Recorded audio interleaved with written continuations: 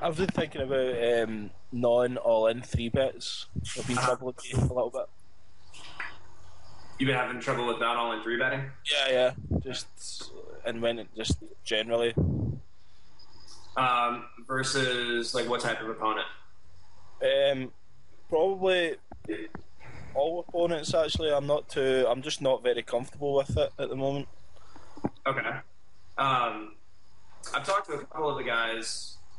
I know Ryan and I talked about it. About like versus regs, I really don't have a whole lot of not all in three betting range.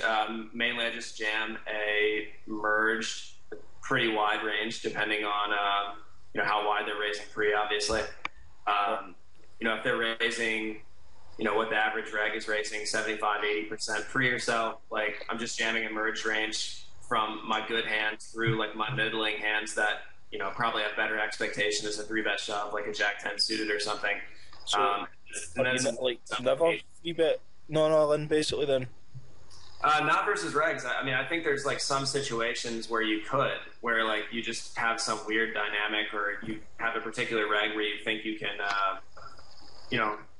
be a little bit more exploitable and, have a not all in three bet bluffing range or something like that. Right. But generally, I think versus regs, you're going to make yourself harder to play and harder to exploit by just jamming a merge range for the most part. Right, cool, man.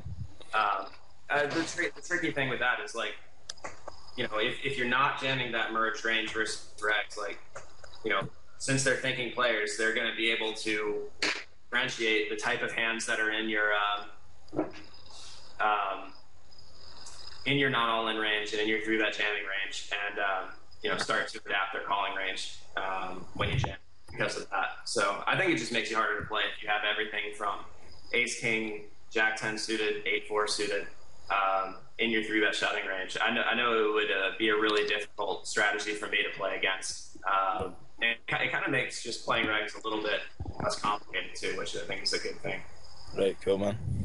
But versus fish, I think you can be a lot more exploitable and jam your ace king, not all in three bet like your 10-5 off and stuff like that. If they're raising enough pre, that versus fish, I don't really think about like any kind of balance or anything like that. I think you can definitely do some not all in three betting versus that type of player.